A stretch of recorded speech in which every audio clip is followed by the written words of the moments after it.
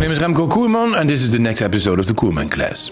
If we talk about inflation, it was often seen as a problem for consumers, but for businesses, it's both a challenge and an opportunity. When prices rise, businesses don't just pay more, they have to think faster. They have to adapt faster and act smarter. Inflation forces every business to answer one question. The question is, what does inflation mean for a business? For a consumer, inflation means higher prices. For a business, inflation means rising costs. Across this entire operation, the costs are higher. Think of it like this: the cost of materials goes up, wages go up, rent and utility costs go up, transportation and shipping costs go up. So suddenly, the entire cost structure shifts. But businesses can't always raise prices overnight. They must decide how to absorb, how much to pass on to customers, and how to do it without losing trust or market share. And that's exactly why inflation is not only about money, it's about decision-making under pressure. So let's have a look at the chain reaction inflation creates in business. Imagine you run a clothing brand. Your fabric supplier increases prices by 10%. Your shipping partner adds a 15% surcharge. Your packaging costs 5% more. Your employees ask for salary adjustments. So one by one, your expenses climb, but your product still sells at the same price. So your profit margin starts shrinking, and that's when most businesses realize inflation doesn't destroy companies directly, it slowly erodes profitability. Inflation also changes consumer behavior. When prices rise, people buy less or switch to cheaper alternatives. So that basically means that your revenue might drop at the same time your costs rise. So how do smart businesses handle this? Let me give you a few strategies companies use during inflation, from small local brands to global corporations. One option is price adjustment. Companies rarely increase prices all at once, they do it gradually, testing how customers react. Some rebrand or resize products instead of showing a clear price hike. Efficiency focus. Businesses look inwards, streamlining operations, renegotiating supplier contracts, automating where possible, and cutting waste.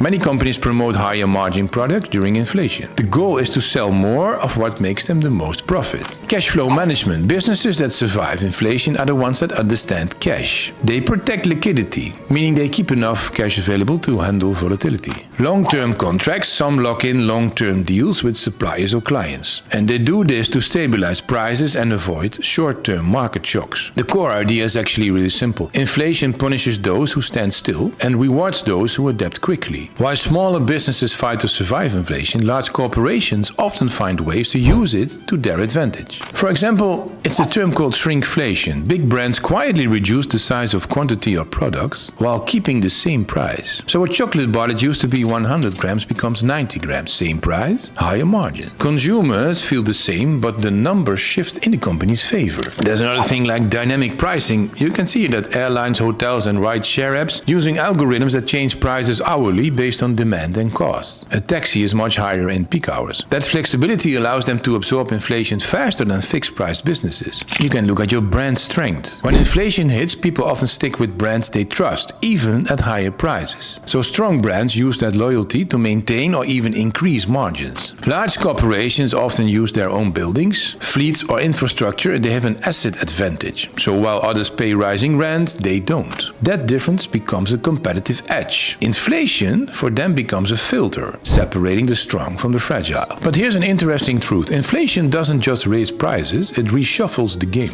During inflation, consumer habits change, and businesses that study those shifts can grow faster than before. So during periods of high inflation in Europe, discount retailers like Lidl and Aldi grew. They grew dramatically. People moved from premium brands to affordable ones, but they still wanted quality. So those companies understood the psychology of inflation. People want value, not just lower prices. Another example, technology companies that automate processes or offer efficiency solutions see more demand when inflation hits. Because when costs rise, businesses look for tools that save time and money. So inflation creates winners, the ones who innovate when others panic. So what can small business owners or entrepreneurs learn from all this? Well, first, always know your numbers. If you don't understand your cost structure, inflation will expose it. Second, communicate with your customers. Most people understand that prices rise. They just want transparency and trust. Third, protect your cash flow. Profit looks good on paper, but cash keeps the lights on. Fourth, think long term. Inflation cycles end. Position your business to emerge stronger, not just to survive. And finally, See inflation as feedback. It actually tells you which part of your businesses are resilient and which need work. So inflation, from a business perspective, is both pressure and opportunity. On one side, it raises costs, tests systems, and challenges pricing models. But on the other side, it also forces innovation, efficiency, and growth. So the companies that survive inflation are not the biggest. They're simply the most adaptable. Inflation reveals who truly understands their businesses. In the next episode, we'll shift perspective to politics. We'll explore how inflation connects with government policy and why some inflation is not accidental. Thanks for watching this episode. My name is Remco Coerman and this is the Coerman Class Finance and Business School, sponsored by Epic Edges. I'll see you in the next episode.